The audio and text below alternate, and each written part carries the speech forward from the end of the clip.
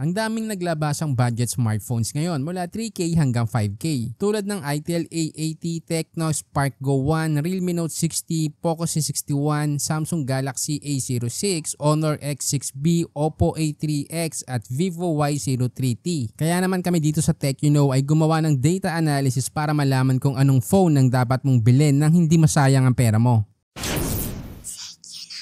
Simulan natin sa Itel A80. Naka 6.8-inch HD Plus IPS LCD, 261 ppi at 120Hz refresh rate. Naka Unisoc T603 Android 14 Go Edition, 4GB RAM, 128GB storage at expandable up to 2TB.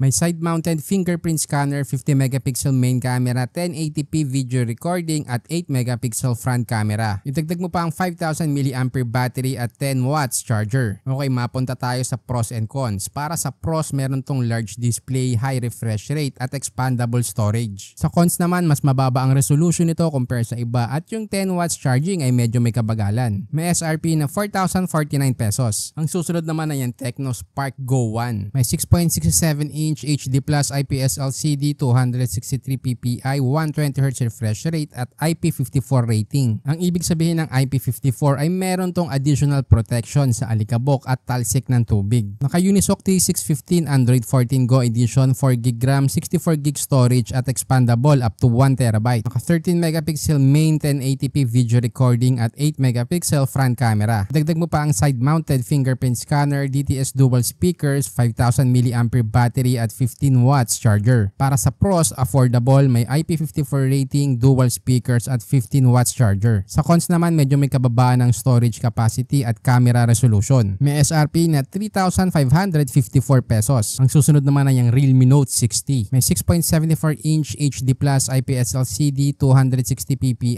90Hz refresh rate, reinforced glass para sa screen protection, 560 nits at IP64 rating. Naka Unisoc T612 Android 14, 4GB RAM, 64GB storage at expandable up to 1TB. May 32MP main camera, 1080p video recording at 5MP front camera. May side-mounted fingerprint scanner, 5000 mAh battery at 10 watts charger. Para sa pros, higher resolution yung main camera, IP64 rating at may screen protection. Para naman sa cons, may kabagalan ng 10 watts charger at lower storage. May SRP ng 4,499 pesos. Ang susunod sa ating listahan ay ang Poco C61. Naka 6.71-inch HD Plus IPS LCD, 268 ppi, 90Hz refresh rate, Gorilla Glass 3 at 500 nits. Naka Helio G36 Android 14, 4GB RAM, 128GB storage at expandable up to 1TB. May 8MP main camera, 1080p video recording at 5MP front camera. May side-mounted fingerprint scanner, 5000 mAh battery at 10 watts charger. Sa pros, meron tong good display with Gorilla Glass 3 protection at expandable storage. Sa cons naman, lower camera resolution at slower charging. May SRP ng 4,599 pesos. Ilalagay ko na din yung link sa description kung saan mo ito mabibili at official yan. By the way, gumawa kami ng FB group na smartphone tips. Kaya kung ayaw mong masayang ang pera mo sa pagbili ng maling smartphone, mag-join ka na at kami mismo maghahanap ng best option at price para sa'yo. Ang susunod sa ating listahan ay ang Samsung Galaxy A06. May 6.7-inch HD Plus IPS LCD, 262 ppi at 60Hz refresh rate. Naka Helio G85 Android 14, 4GB RAM, 64GB storage at expandable up to 1TB. Naka 50MP main camera, 1080p video recording at 8MP front camera. May side-mounted fingerprint scanner, 5000 mAh battery at 25 watts max charger. Sa pros, higher resolution ng main camera, may fast 25 watts charging at good brand reliability. Sa cons naman, may kababaan ng refresh rate. May SRP na 5,230 pesos. Ang isa pang bagong nilabas ay ang Honor X6B. May 6.56-inch HD Plus TFT LCD, 269 ppi, 90Hz refresh rate at 780 nits. Helio G85 Android 14, 6GB RAM, 128GB storage at expandable up to 1TB. May 50MP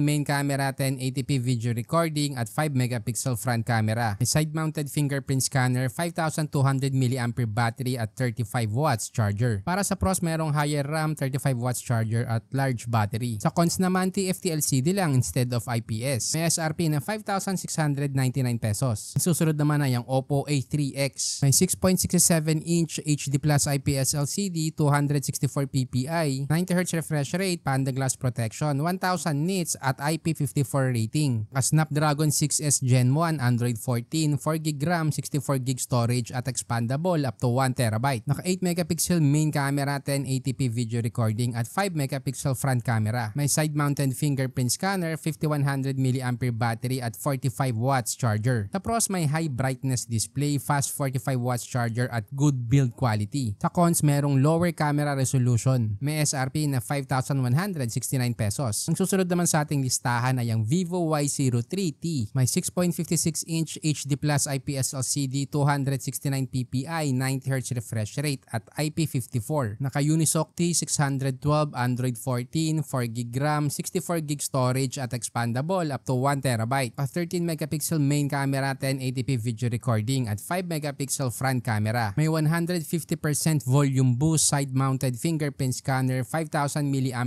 battery at 15 watts charger. Para sa pros, higher ang main camera resolution nito, may IP54 rating at good battery life. Sa cons naman, medyo may kabagalan ng 15 watts charger. May SRP na 4,884 pesos. So ano nga ba dyan ang dapat mong bilhin? Well, yan ang i-analyze natin at depende yan kung ano ang priority mo sa device. Kung best value for money ang hanap mo, nandyan ang Tecno Spark Go 1. Dahil sa presyong 3,554, magagawa mo na ang call, text, check ng email, social media at light gaming. Kung best camera naman ang hanap mo, andyan ang Samsung Galaxy A06 at ang Honor X6B. Pareho silang naka 50 megapixel main camera. Pero yung Honor X6B ay mas malaki ang battery at mas mabilis ang charger. Pero mas reliable naman ng brand ng Samsung. Ngayon kung ang hanap mo naman ay yung makunat na battery life at fast charging, andyan ang Honor X6B. Dahil meron na tong 5,000 mAh battery at 35 watts charger. I-mention ka na din ng Oppo A3X na meron ding 45 watts charger. Kung best build quality naman ang hanap mo, ang Oppo A3X ang piliin mo. Dahil meron tong high brightness nits at Panda Glass para sa screen protection. Ngayon para naman sa light gaming, dapat pumili ka ng smartphone na merong mataas na refresh rate at better processor. So ang best option mo dito ay ang Honor X6B at Oppo A3X. Although Oppo 3X yung may pinakamalakas na chipset, pero medyo may kababaan yung RAM. Kung pang social media naman at video consumption, dapat ang hanapin mo ay yung may malaking display, higher refresh rate at fast charging. Sa ganyang kategory, solid winner pa rin ang Honor X6B at ang Oppo A3X. Dahil nga yan sa display quality at charging speeds. Kaya base sa data analysis natin na ginawa, ang overall winner dito ay ang Oppo A3X. Dahil ito ang may pinakamalakas na chipset, nit brightness, charger at above average ang battery. Pero kung sa tingin mo malakas ang signal ng smart dyan sa area mo, pwede mo rin idagdag ang ZTE Blade A75 5G.